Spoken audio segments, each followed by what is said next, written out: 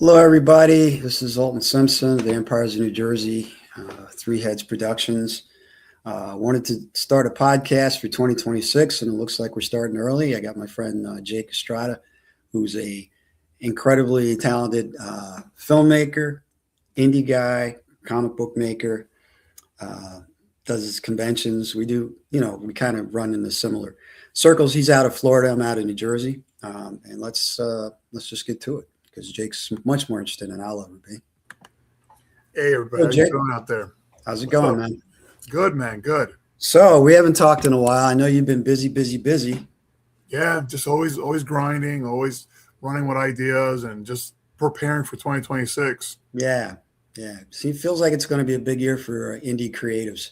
I feel the same way too, and just keep on going, just keep on being creative and keep on combating, social media and everything like that. Yeah, it's a battle. The algorithms are against us, but we keep pushing. Yeah, that's the only way we can, man. Yeah. Just feels to me like more commercials than ever. Oh, God. It's like a commercial and a commercial and a commercial. And it's like the reason we love streaming, even when I remember when Netflix started, the big thing was we don't have to watch commercials. I know. But they always figure it out. It's funny. Radio was where they first started putting commercials all over the place, and it paid for the media. Yeah. And then that's every media, except I guess films, but then they show, now they're showing commercials and films too. It's crazy. So yeah, it always ends up paying for, what people really want to see. No, it's really crazy, especially something like Amazon, right? You pay a monthly fee for Amazon, yeah, and there's commercials in that, And like you said, TV was free because it had ads and commercials. Yeah, that was the draw. But initially, it was like streaming is going to be different, Now they're double dipping. Yeah, pretty much. Yeah, they're squeezing every penny they can get out of it. Yeah. So yeah, let me know. It's been a couple of years. What's been going? You're in Florida. So what's been going on down there? I'm still in Florida. Originally I was from Philly. I grew up in Philly. And I lived there. And eventually, it's about 20 years now that I've lived down here in Florida. Mm-hmm. I live in Brevard County, also known as the Space Coast, because we're up here by Kennedy Space Center. Yeah. So I do a lot of different things. I've done comics for years, but I've also I do filmmaking. I've acted in films because a lot of times people see me. I stand 7 foot tall, so people are like, "Oh, yeah, I need you in my movie to kill you." So I've done things like that. I've been on paranormal ghost hunting shows. I've done multiple different things, and then like Alton said, I also put on local comic cons and film festivals and things like that in the area. Mm-hmm. Yeah, I think the first time we bumped into each other was you were doing a Kickstarter for your comic. Yeah. I was doing I don't know which one. I've done multiple Kickstarters, and they've been successful. And Alton helped me out one time. He did a podcast, and him and I talked about that, and and we like you said, we run in similar circles, and we have a passion for similar things, and it's awesome, to meet other people that are just as passionate about the same things that one another, we are personally. Yeah, well, I'm always excited when I see other people trying to bring their project to life, but then I'm also curious, how are you doing it? And we're all going through different obstacles trying to bring things to the market. And we learn from each other. Yeah, that's exactly it. We're all going through different obstacles. Some of it could be local, some of it can be, like we just said, online. The algorithm. We're all fighting against that. Yep. We're all fighting for that little piece of the pie. More or less to say. Yeah. It used to be easier to get something to go viral, but now they kind of cap everybody as far as who sees what, and it's very hard to get the word out. I know I ran. I'm trying to think. For my convention, I ran ads on Instagram, and that did draw some traffic. But still, posting in groups on Facebook, I think, gets a little more attraction. But you got to go into each individual group. You got to search groups to fit your category, whatever your category is. And, like you're saying, pretty much Facebook's the biggest still, out of all these social medias. And like you said, you got to go into groups. You got to tag people. Yeah. You got to message them, please just share it for me. Yeah. Let's get this going. Yeah, it's a challenge. The indie film community up here, since I stopped doing films, which I'm trying to get back into, is really blown up. It's my friends at Black Ave Films are doing all different types of horror films up here. Um, how are things down there? Is it a community? Do you find it's growing? So there is a community of filmmakers. I've attended a bunch of groups over the last few years that make films in the Florida scene. You know, anywhere from Brevard County to Orlando down to Miami. So there is an acting community. Like in Brevard County, there's one of the bigger groups is known as Myth, which they put on their own film festival, and then they have a small group of people that meet once a month. Right. And some of the people that are mixed in there, they've done things like The Last of the Mohicans and some pretty big films. Yeah. But they also do the indie films and stuff like that. And then there's a local college here, which I tap into all the time. I'm always talking to these college students, and so the last film festival I had in November, I tapped into the local college community and ended up getting like 75 submissions. Wow, that's great, man. Yeah, I'm probably going to have to do that for Vampires in New Jersey. I got a few actors interested that kind of had a little bit of traction. The one had a hit movie on Tubi, and it's just hard keeping their attention.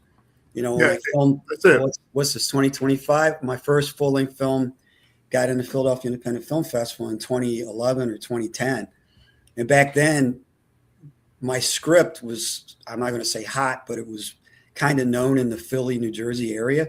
And people were contacting me because they heard about my script, which is crazy. You know what I mean? That's awesome.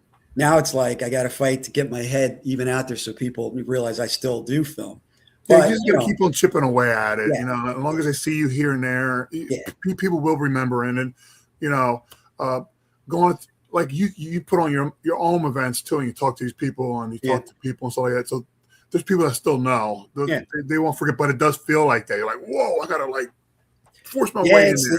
It's different, and since everybody has a presence online, they feel like they're like a made person already in the industry. I'm kind of a big time actor, even though nobody knows my name, and so you kind of have to get through that to get to them. And I was lucky with my initial actors for what I work on is they're actually interested in the project as opposed to I got to take the money and run. You know what I mean? So, I like people that are passionate about the subject matter, and usually that helps improve the quality of what you're trying to create. It does. I do agree with that. Yeah. I also think that, in 2025, the world's a little bit different because, there's a lot of like you're just saying, there's a lot of YouTube stars, right? Yeah. There's a lot of more, I was also, and I shared it on my own page the other day. The Oscars are going to be shown on YouTube in 2029. Yeah. I wish they would do that. I think they should do it sooner because I know that they have contracts years out. I know they can't get out of, but it's perfect for YouTube now because, one of the things that somebody I was reading about it, they have these standards. And if you do a joke that somebody doesn't like or something, you got to cut the whole thing. And with YouTube, it's more open. They can do, more different, things and take a little bit of risk. Maybe that'll make it a little more interesting, I mean, right now they do. Let's just see in 2029, it might be just like CBS or ABC, the way things that's right. That's right. You don't know what's going to happen. That's true. But, open it up. Especially the Oscars. Also, I think they need some new categories. They do. They need a horror category. They need a comedy category. They need. I was just reading. James Cameron was making a statement about how science fiction is ignored. And what movie was he saying? He was talking about a science fiction movie that should have won an Oscar. He's like, no doubt this movie should have won an Oscar, but they ignore that. He goes, you can make movies for the Oscars, or you can make movies for people. Yeah. He's like, and I'm making movies for people. And pretty much that should be your ultimate goal as a filmmaker. You're making it for people. They're going to watch it. They're going to enjoy it. And if you win an award for it, great. If not, keep on going. Yeah, it's gravy. Yeah. And pretty much, for the film festival that I run, I'm just trying to like put cast a light on people that may be ignored pretty much, Right.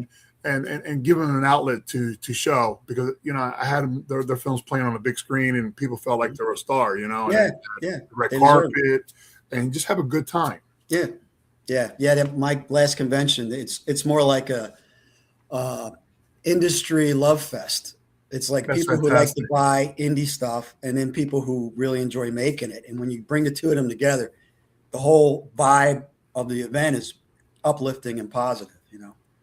And that's a plus, you know, being around people that are positive and no negative Nancy's, and lift each other up. Yeah, you have to today. You definitely do. So have you been doing Kickstarter? I've been off it for like a while now. I'm building my team to get back on there. So the last one I did, it was a little less than a year. It was a little harder this time around. Yeah, it was a struggle, but it did get funded, so I was thankful for that. Yeah. And I told myself I was going to maybe stay away from that and kind of go back more to grassroots productions, go to like local businesses and stuff like that, and try it out, because, you know, markets are changing. And I was talking to a bunch of other creators too that said it was much more difficult for them too. Yeah. But then you still see the real successful ones. And I know you've always done well with yours, so I imagine. Yeah, I did, but I could feel like going down towards the time when I stopped. And then this time I'm like, well, when I started, I funded my own comics myself. And then, you know, I made the money by selling the comics. And now I'm kind of like, well, I'll do one. I'm weighing spending the money to build it up or just paying the artist to draw the comic. Yeah. You know what I mean? Like which, you know. So I'm going to try one. I'm going to go back and work with the people I worked with before. I had to rebuild some of the team. I lost my one artist. He had a heart attack. Ooh, sorry to hear that. He's okay, but he had to pull back. And then also I had issues with I guess it was my printer. They weren't delivering. They were charging me. Yeah, it was all kinds of crazy stuff. So I kind of had to rebuild my system for how to do it. And I'll take a crack at it, you know, in January, and we'll see how it goes. I do have a couple artists I work with to do their own comic, and they've been doing them consistently. But yeah, it seems to have gotten more and more difficult. And I did notice like one of the big, I'm trying to remember the name. I think it's Comics Elite or whatever. I work with Shikari for my Bunny Goes to Space one, which really is my biggest Kickstarter, even though I focus more on the horror stuff. And they, you know, bought them out, put them in a contract right after I worked with them. And I can't work with them now unless I work through them. You know what I mean? And they're like, oh, maybe you could release your comic through us. And I'm like, well, then I give up my IP. You know what I mean? Which I don't want to do. But yeah, they pulled back, and they do like, you know, 6 figures. They pulled back, but they're, you know, when you get that big, you can just draw people directly to your website. Yeah. You know what I mean? You don't need Kickstarter per se. No. So it's interesting. It's always changing. I'll take a crack at it. I'm open to it. But I always, you know, I'm okay going straight, you know, I'm going to put this out and then I'm going to just take it out to stores and take it to conventions. And sell it. You know, we'll see how it goes. You know, and it doesn't hurt to try, you know, it's there and you just keep on going and, you know, keep giving that good old, you know, indie fight, I always say.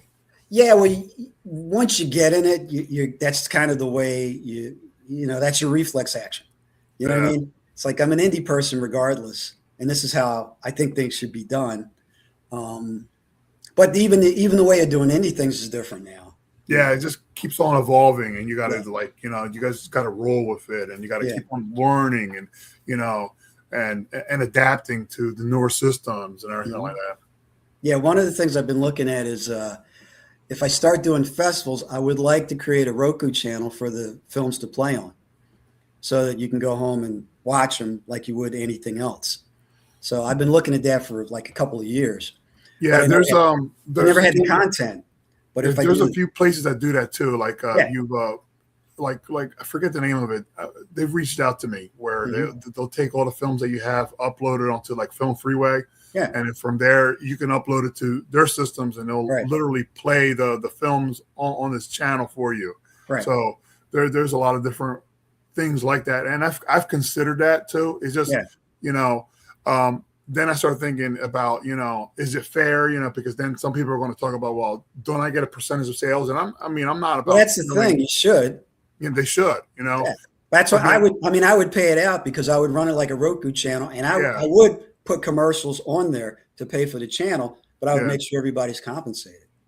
You know, and I ultimately stopped. I was like, this is something for me to come back to one day when I have smarter people around me to explain this better, so we can do this properly. Look, it's all in the details, man. Yeah. Because last year I was working with a writer in Hollywood that's from Jersey, and he works with Blumhouse and what's the other one? He works with Blumhouse and uh, um, the guy that just did Frankenstein.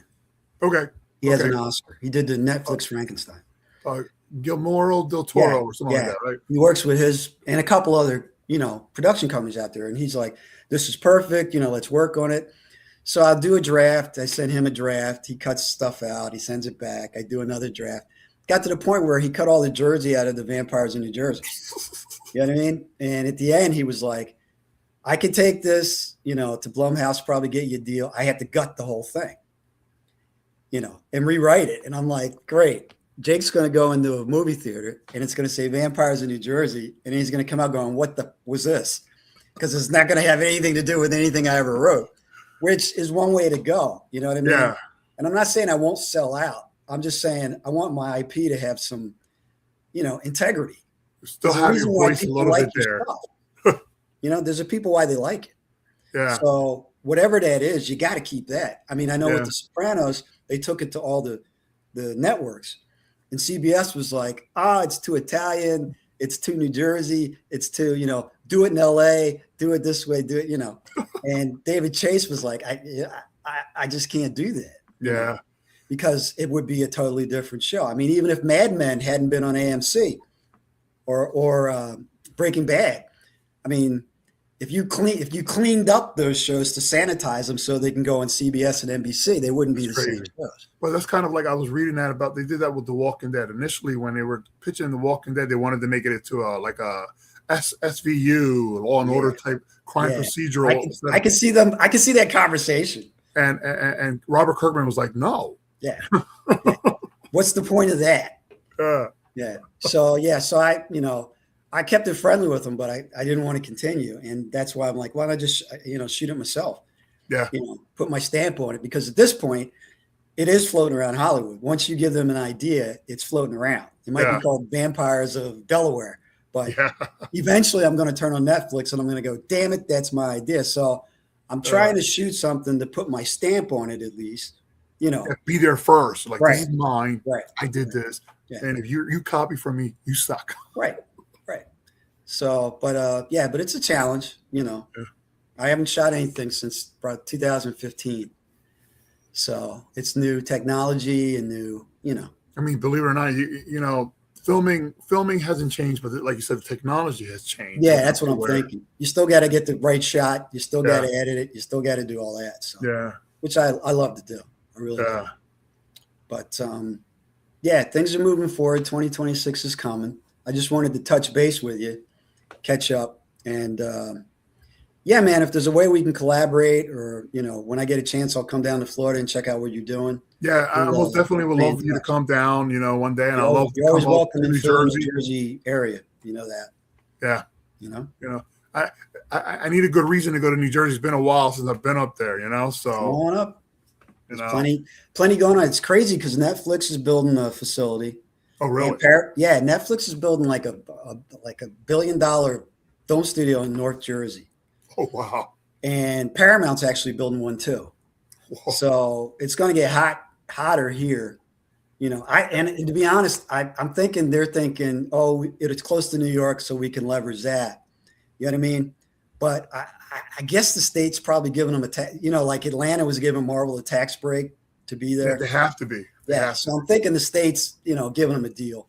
But it's supposed to be a huge facility. So I'm thinking that'll generate, more interest in people filming here and possibly them working with local people. Yeah, because once they start building that, they start building all these little smaller indie studios all around.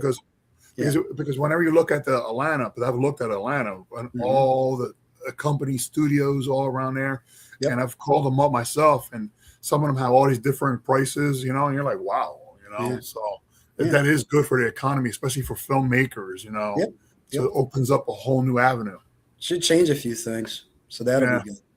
But man, I'm glad you had the time to talk.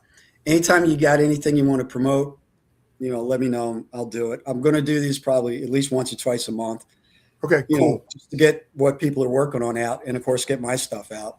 Oh What are you yeah. working on next? What's going on? So right now I'm working on the third film for the Bogus franchise, and then I'm also promoting the three upcoming shows that I have lined up for 2026. I have Bogus Film Fest at MallCon in April. Then I have EcoFest in May, which is like helping the environment Yeah, and stuff like that. And some of the nice, proceeds of that's going to go towards that for cool. the river and all kinds of stuff. And that's going to be in Cocoa. And then we have Space Coast Comic Con, which I've been doing Right, for over a decade, right. and we're pushing that, and we're going to have live wrestling in that, and Awesome. comics, and all kinds of That's different nice, fun. man. Yeah, I'm You gonna have know, to talk to you about that. yeah, 'Cause I'm up to my fourth one, and I'm trying to branch out. We moved to a larger location, and now as far as entertainment, I want to mix it up and add new elements. So I'll yeah. talk to you. We have a great time doing that. We have like a rent fair outside. We have Nice, people with their collectible cars and nice, man. food trucks and all Yeah, kinds of yeah. stuff. Got my first food truck. I almost passed out. I was like, she was a gourmet hot dog person. And I didn't think about it till close to the event. I'm like, oh, maybe I could have a food truck. And then I posted in a couple of places on Facebook and she responded. She was so excited and happy to be there. I was like, this is very cool. Yeah, that's So, nice, yeah, man. yeah, I'm looking to, It's fun. It's fun watching your creation grow and mhm. take shape Yep. and seeing people happy to be there. And that's what's Yeah, all amazing. yeah, very cool. All right, man, I'm going to cut you loose. Okay, bro. 2026 is your year. Anything you need from Jersey, let me know. I don't speak I'll for the whole definitely will, state, man. I'm going to but stay in contact. We're going to talk and we're going to make yeah, some awesome things together, bro, soon in down yes, the we are. future. All All right, right, bro. man. You take care. Take care, everybody. Bye bye. Yep. Bye.